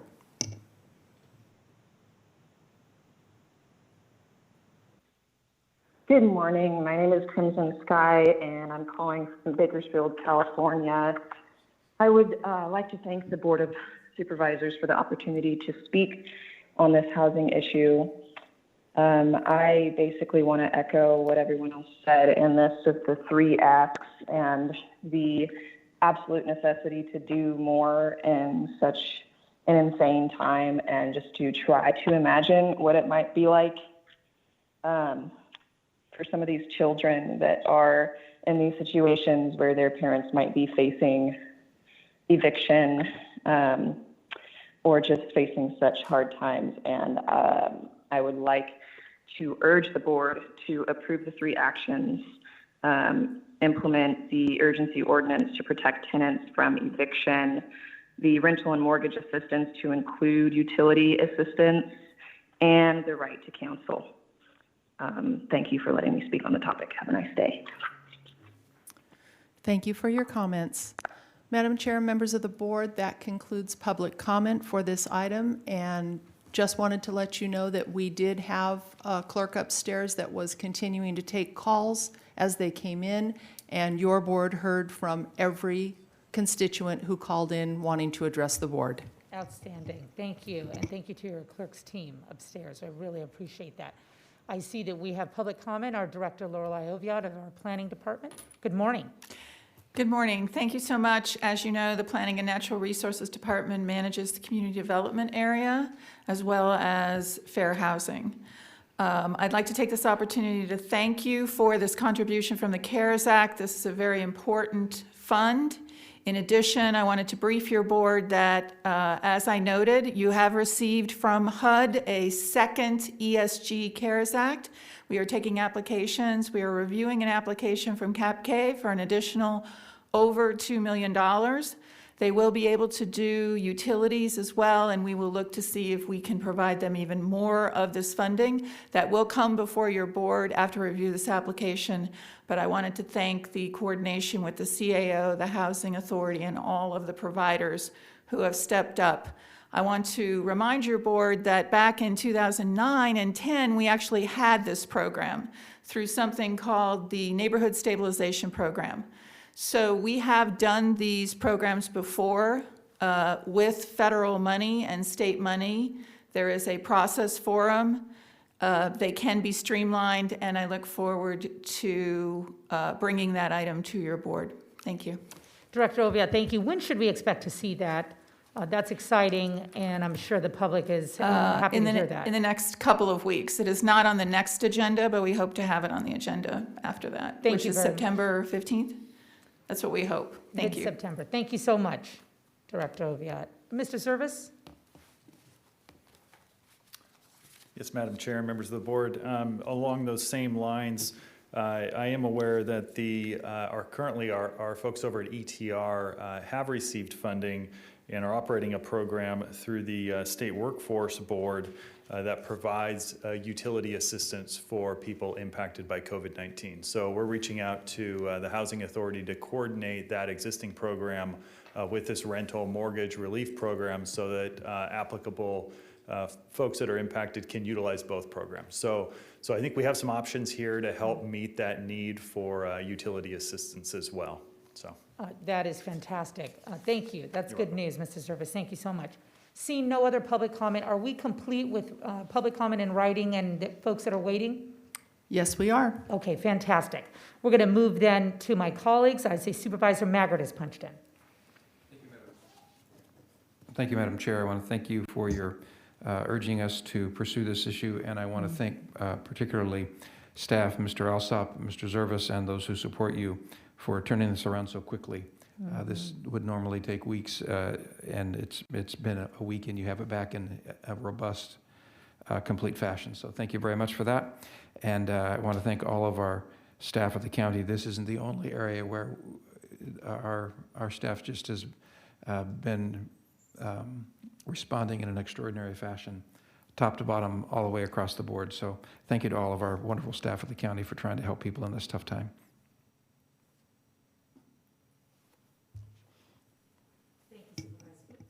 Thank you, Supervisor Maggard. Appreciate that very much. CAO, are you still wanting to speak on this item? Yes, ma'am. Okay, thank you. And if you could address those we had some uniformity, obviously, in the requests that were being made. We had the utilities issue addressed in part by Mr. Zervis and Director Oviatt. So that was super helpful. But if you could comment on those matters, I think it would be helpful to this board and the public. Yeah, thank you, Madam Chair, members of the board. I had a nice conversation with some representatives from the Leadership Council, and Jasmine, her comments today, she beat me to it. I did want to tell your board that I will, along with Ms. Razan, on the 1st of September, your next board meeting, provide some update on what we think will be action by the state legislature, along with the governor, to address this particular eviction moratorium issue that's being talked about. So I did commit to Jasmine and her colleagues that I would be back to provide an overview, along with Ms. Razan, overview of where things stand on the 1st, so that your board's informed. Just a couple of other comments. This is not a $5 million program. Your board today is authorizing the use and addition of $5 million into a program that already has $5 million in it from the city of Bakersfield. Again, that $5 million from the city of Bakersfield is used for residents who qualify within the city limits of Bakersfield. The $5 million that we're putting in is everybody else, everybody outside the city limits of the city of Bakersfield. Lorelei Oviatt, your Director of Planning, Natural Resources, just came forward to talk about all the great work that she's doing. She talked about an additional $2 million of funding for housing assistance, utility assistance. So it's much more than 5. It's actually close to 15 in total. With the potential to grow. We'll see how that goes. We'll see what the efficacy is like with working with Mr. Pels, and determine if we need to make adjustments along the way. But I think it's a great initial start. And I would say that for members of the Leadership Council or anybody who's called in today, your board today has authorized the incorporated area cities within the county who have been given, I think, about $7 million, Mr. Zerfis, if I'm correct, in CARES Act funding. People that called in today can petition those city councils, those mayors, and those city administrations to take some leadership and provide some additional funding support for rental assistance in their community if they so choose. Your board has provided that flexibility for them to do so. So that would be additional funding on top of the funding that's being provided here today. So every dollar that has been distributed to those cities, if they wanted to, or a portion of that money, they can decide what they'd like to do with it. And certainly rental assistance, utility assistance, things like this are qualify for use of that money within those incorporated cities for those populations. I would also say on the subject of utility assistance in general, I know PG&E and SCE provide an array of utility assistance for economic assistance for certain members of the population who qualify, low-income programs. They have COVID assistance, COVID-related assistance programs that are in place right now. And I would encourage folks in our community who are needing assistance with their utilities to contact PG&E, go to their website, go to SCE if that's who serves you, to find out about those assistance programs. On the subject of legal assistance, which was also a theme through these comments and mentioned specifically, it was mentioned specifically to me in my conversations with Leadership Council.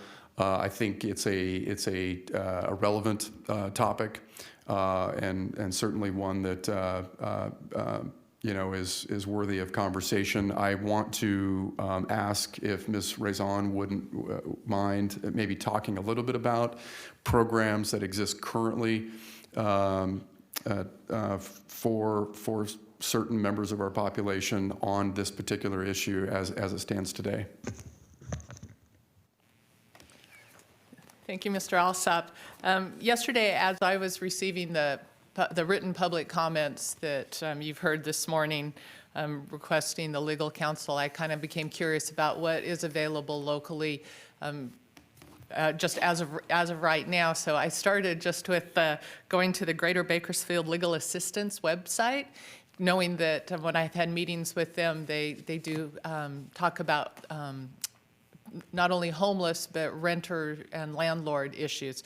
And onto their website, it talks about that they have a partnership between GBLA and the Kern County Superior Court that's called the Landlord Tenant Assistance Center, and it provides a variety of services to help resolve landlord-tenant disputes. Services include legal counsel, mediation, educational workshops, case management, and referral for housing and community resources. The goal of the center is to help unrepresented parties understand and prepare for court, or whenever possible, help landlord and tenants reach out-of-court settlements through mediation. They also participate in a program that's called the Sargent Shriver Housing Project. And this is as when a landlord is represented by an attorney in an eviction lawsuit, the Sargent Shriver Housing Project helps tenants with their eviction defense. The project helps tenants understand the eviction, otherwise known as unlawful detainer, legal process, and can represent them in trial or aid in negotiating a mandatory settlement conference. So there are at least services right now that are available through GBLA. And I'd also just like to add to what Mr. Alsop said, is that we are tracking a number of pending bills at the state legislative, and we also believe that the governor's office is working on a plan addressing landlord-tenant issues. The specifics are being withheld at this time, but it's believed that the governor's office is moving rapidly to get something in place. And the couple of pieces of legislation that seem most relevant to the issues that have been discussed today last were heard in committees on August 20th, and they seem to be moving through the process, and we will continue to monitor all that's going on in Sacramento on this issue. Thank you so much for that information. Supervisor Maggard? Thank you, Madam Chair. I forgot to mention two things when I was making comments a moment ago. First, a speaker who spoke earlier, Julie Solis, has a husband who is chronically suffering from valley fever. I wanted to make her aware, and she probably already is, she's very well versed in these issues, but for the general public's purposes as well. If somebody in your family has a chronic illness and the temperature in your home is an issue, PG&E has a program that you can access that allows you to have a significant discount on the amount of the utility cost you incur to keep your home at that static temperature range. And I hope her and others like her family are able to access that. So it's just another program that not everybody knows about. And lastly, I think the only thing we haven't made clear at this point, Mr. Zervis, is how do members of the public access this program? If somebody out there hears word of this, or we have constituents that call our office, how do they get in line to receive this assistance? When will that begin? How I don't want somebody to miss out on the opportunity. Sure, Supervisor Maggard through the chair. That's those details are being worked out right now. So we are working with the Housing Authority to put the timeline together. It is the intent that all these programs are going to utilize the 211 system as the referral point. So whether it's within the city of Bakersfield or another jurisdiction or under the county program, all would call that one number 211 and get directed to the appropriate the appropriate group to handle those requests. But it's not up and running yet, so don't call them yet. I would say stay tuned, and we will certainly promote and advertise as soon as we're up and running through social media and the county news outlets and the general news outlets. So more to come on that. We're working diligently to get this program launched just as quickly as possible. I think as you rightfully indicated, we've been at this for about a week. So I would encourage the public to be patient, and we're committed to getting it out and available as quickly as possible. My concern is the funds will go very, very quickly. So I just want to make sure we are very robust in the way we roll out to the public that how they access this, and the number for the Housing Authority and all the other things that are involved. Understood. We'll make sure we get that word out. Thank you very much. Madam Chair, I'd be happy to support any motion you make to proceed with this item. Thank you very much, Supervisor. Appreciate that. Stephen Pells, I understand, may have some insight he'd like to add at this time. Mr. Pells, are you there? I see you unmuted. Yes, I'm on. Yeah, I just wanted to clarify that we will, as Jim indicated, use 211 as the gatekeeper for all applicants that are seeking rental assistance, whether through the city or county. And we will have the program up and running as soon as ultimately the board were to approve the agreement. So we expect by mid-September at the latest, we'll be ready to go. Mid-September, that sounds good. I'm also eagerly awaiting to hear from the governor's offices, I know our CAO's offices, regarding the eviction matter, of which we will be discussing next week as well. And thank you for the information on legal assistance. GBLA is an excellent organization that provides assistance as well in that process. That is not something we have ever engaged in or have the capacity to do, nor the expertise.